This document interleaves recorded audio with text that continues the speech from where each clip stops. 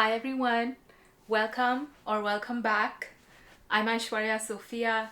I'm an energy healer and an Akashic channel, and I'm here to make your spiritual journey a little bit easier. Let's talk about self-love. I believe that these three topics that I'm going to talk about over the next three videos is really so foundational to our healing. And I think that anyone who's just getting started on their healing journey, this would be the perfect place to start. The first way is to practice self-love, which is what I'm going to be talking about in this video. The next way is to do shadow work, and the last way is to reparent your inner child. So I will speak about shadow work and reparenting our inner child in my coming videos, but let's get into self-love. Self-love is a practice of loving yourself and being present with yourself in a healthy way. It involves treating yourself with kindness and respect, and really recognizing your own worth and setting good boundaries. The best way to cultivate self-love is to change the way that you speak to yourself. Take a moment to reflect on how you were spoken to as a child. Were you showered with loving words of affirmation, or were you deeply criticized no matter what you did? Or for most of us, it was somewhere in between. So once you identify how you were spoken to as a child, you can then reflect on how you speak to yourself. So think of a situation where you screwed up something important, right? How do you speak to yourself? Are you afraid of your own judgment? Are you afraid of your own anger? Or are you in a comfortable space with yourself where you know that no matter what you do, you're going to meet yourself with loving kindness? The next way to really foster this environment of self-love in your life is by creating a safe space within your own being. Now, if we take a moment to just sit and breathe for a couple seconds, we realize that we live in our body. And all of our conditioning, all of our programming, our trauma, all of that is really, it makes us feel more restricted. And the practice of self-love, the point of it is to shed all of these restrictions and live from that free and open place. Creating a safe space within yourself means that you treat your body as your temple. I know this is a cliche, but think about it. Your body is your physical vessel. It's what houses your soul. So everything that we put in it, including what we watch, what we eat, what we drink, and everything, including what we listen to, any music, any sounds, right? Including how we speak to ourselves, all of this contributes to our inner atmosphere. So decluttering this inner atmosphere and really setting up a safe space within yourself, which can look like feeling okay to have a slow morning if your schedule allows it. Feeling okay treating yourself once in a way, right? It's that loving kindness that you develop within yourself that creates this safe atmosphere within. Once we have the safe atmosphere within, we are really primed to go out in the world and shine our brightest. The other way is to cultivate discipline.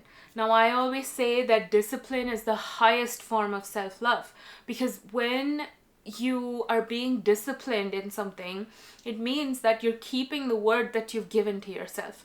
Let's take the example of working out. Let's say you wake up one morning and you don't feel like working out, right? But you know that if you finish that workout, you're going to feel amazing the whole day, you're going to sleep well, and you're going to generally be in a better mood. So exercising that discipline muscle in that moment and saying, no, I need to do this for myself. It's going to make me feel so good if I finish this workout. That is the deepest act of self-love. So cultivating discipline to really show up for yourself and go after your dreams is the highest form of self-love.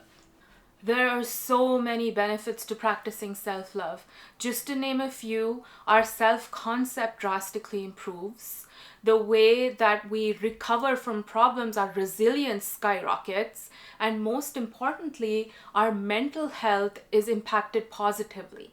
Now, all of this happens because when you go a little bit easier on yourself, when you accept your flaws and you exercise self-compassion, all of which come with self-love, it really fosters that safe space for you, and it really increases your chances of doing better because you're coming from such a relaxed, solid foundation.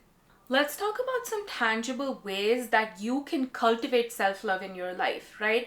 Because what I want to do with my videos is give you all tangible tips on how to practice all of these concepts that I'm talking about. So the first practice that I love to do every morning is mirror affirmations. So most likely, as soon as most of us wake up, one of the first things that we do is brush our teeth, and then we look into a mirror when we do that. What are we telling ourselves when we are looking at ourselves like this, right? When I first started doing this mirror exercise, I started observing that the first thing that I saw myself in the mirror in the morning, I would say something like, look at how disheveled my hair is, right? I mean, of course I'm gonna look like that. I just woke up. So when I started practicing self-love, I realized that those little nitpicky things I say to myself, I can do without them. So I replaced that with a lot of loving, kind affirmations to myself when I see myself the first time when I wake up in the morning, right? And this is really backed by science as well, because it's proven that as soon as we wake up, we're still in the theta state, right? This is why I always recommend practicing meditation as soon as you wake up, because the theta state is the state where you're easily able to reprogram your subconscious mind, and that's exactly what we want. So like I was saying, the first practice is to just, as soon as you wake up, you look at yourself in the mirror and you say loving things, right? And start with just 3 affirmations 3 times. This entire practice will take you no more than 30 seconds. But trust me when I say it is so effective in really changing your self-concept and also increasing your self-love. So the affirmations that I use is, I am a beautiful being inside and out. I am God's perfect child. And you can replace God with the universe, anything that you want, right? And the other thing is, I am strong, I am kind, and I'm beautiful. Along with these affirmations, try saying a few kind words to yourself, right? Think of it this way. If you love a partner a lot, you're so happy to wake up next to them. And as soon as you see them, you tell them, oh, your eyes look so pretty in the sun. It's the same way. The first thing you look at yourself in the morning, say something nice. So I usually say, I look so beautiful as soon as I wake up. I am such a beautiful, bright spark. I look so beautiful as soon as I wake up. I am so content and fulfilled with my beautiful life. I'm so grateful for all my abundance. I'm so grateful for my connection with the divine, right? Imagine if these are the first things you say to yourself as soon as you wake up. You're changing that baseline programming from fear, doubt, worry, and whatever other low vibrational programming exists to this programming of this solid bedrock of self-love and reassurance. The next thing I want to talk about is self-care. Now, I know that self-care gets talked about a lot in today's times, and I want to stress on the fact that self-care includes mind, body, and spirit, right? So going to the spa, going to the gym, meditating, all of them are forms of self-care.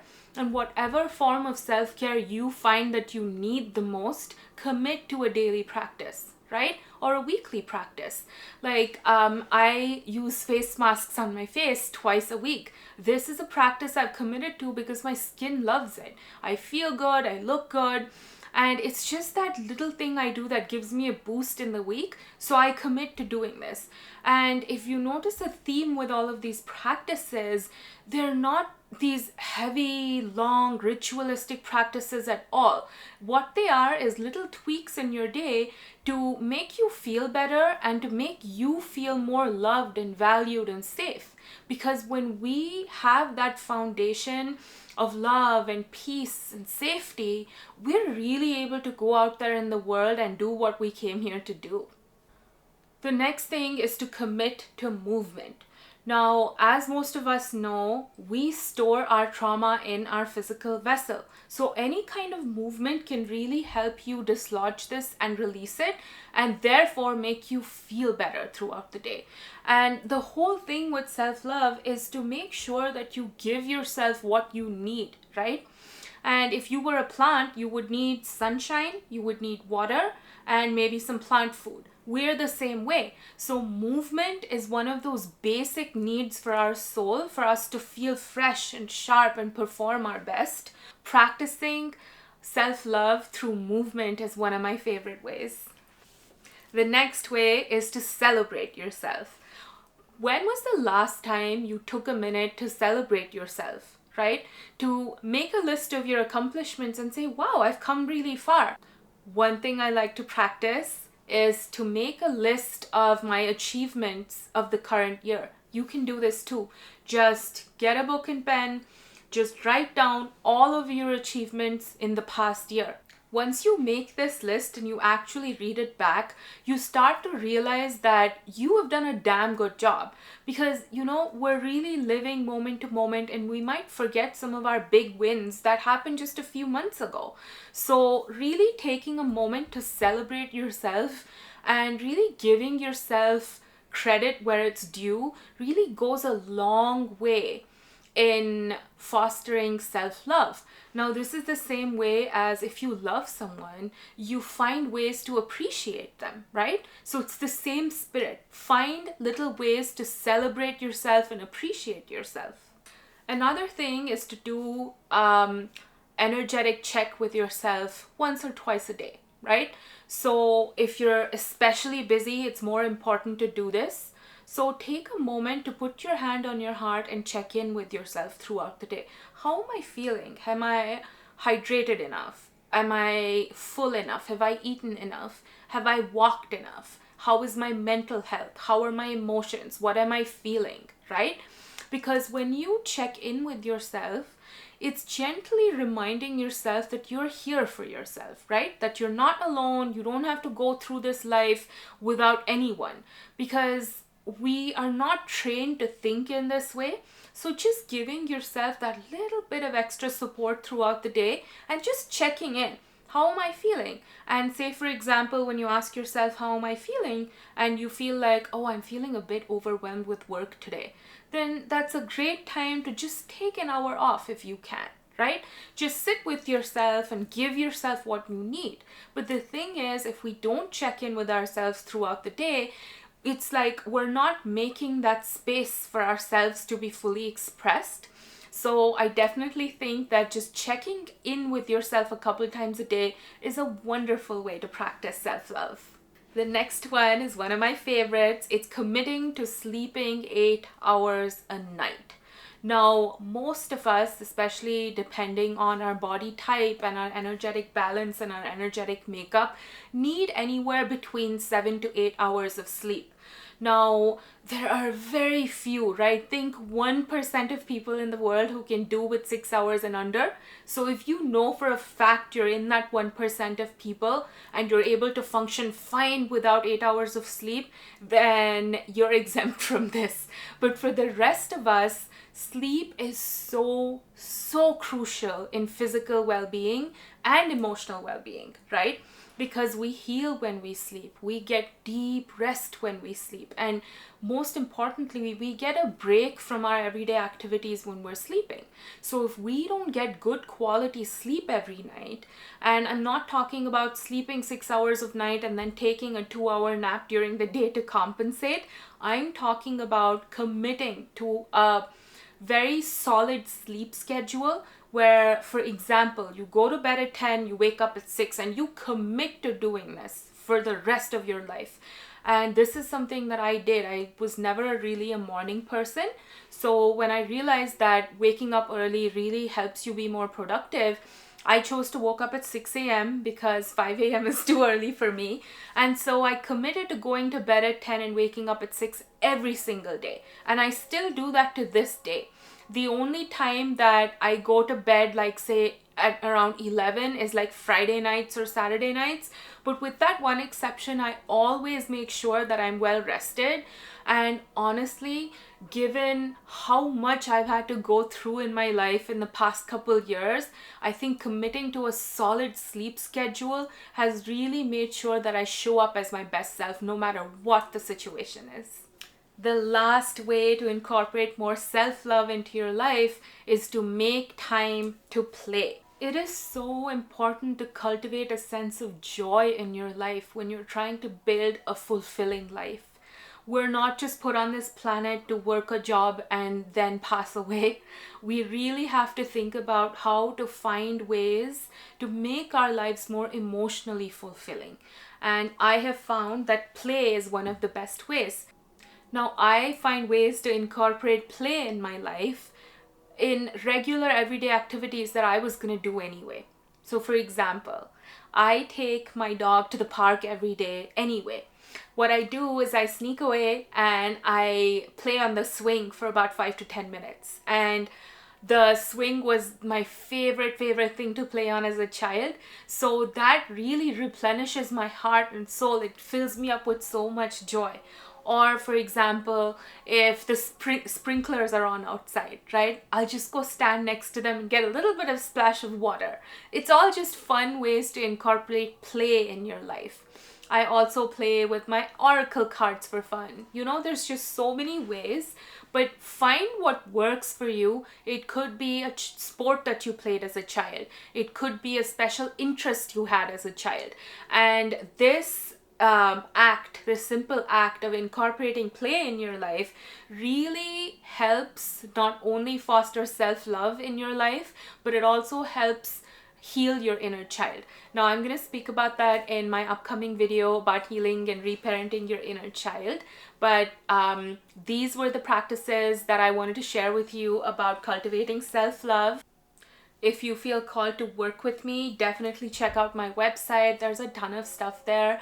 And if you don't find a specific way that you want to work with me listed on my website, definitely reach out to me and we can figure out how we can work together. Also, check out my Etsy shop for some fun readings.